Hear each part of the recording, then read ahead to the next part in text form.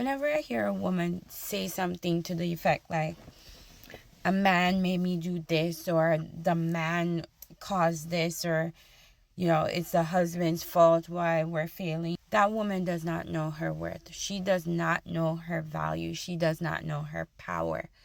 Women are some powerful beings. Not only do we birth life, right?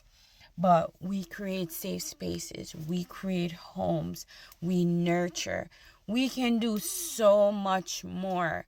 We can build up or break down. We have the power to orchestrate the life that we need. Okay? We have something that men cannot live without. And instead of using that information and using that power and using that influence to your benefit, you're walking around as if you're powerless. You're walking around as if your happiness is dependent on this man. You're walking around as if you don't know the power you possess, right? When you start tapping into your femininity, when you start recognizing how powerful your femininity is, how powerful it is to take ownership of that which God gave you. God gave you a power. You weren't meant to be overworked. You weren't meant to take on all these things. The man is simple. His job was to protect you, provide for you, to do all the heavy lifting, because you in and of yourself, your role, your duties, your natural duties are already so much to bear. But we want to compete with the man. We're so intellectually powerful. We're so wise. We're so spiritually connected to God. And we focus so much on what the man is doing, how he's not performing, not knowing that you have the power to get him to perform. You have the power to get him to become whatever it is that you want him to become. And this is for if he's already your husband. If he's not yet your husband, you have the power to choose. You don't have to pick the first thing that becomes available.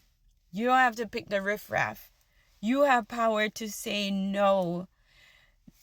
Do you understand that when you're dating, if you said no to a man, to the sex, if you said, you know what, no sex for 3 months, no sex for 6 months.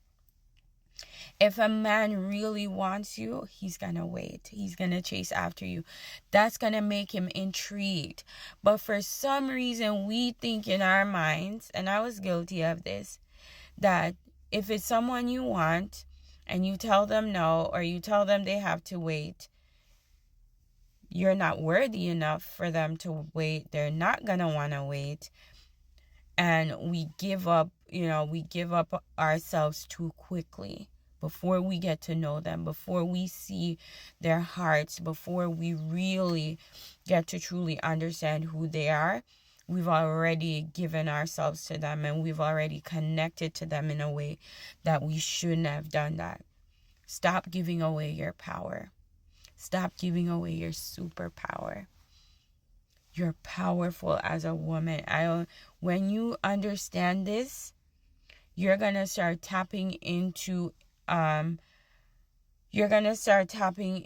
circles and conversations, and you're going to tap into blessings, and you're going to tap into a part of your husband that you've never seen before.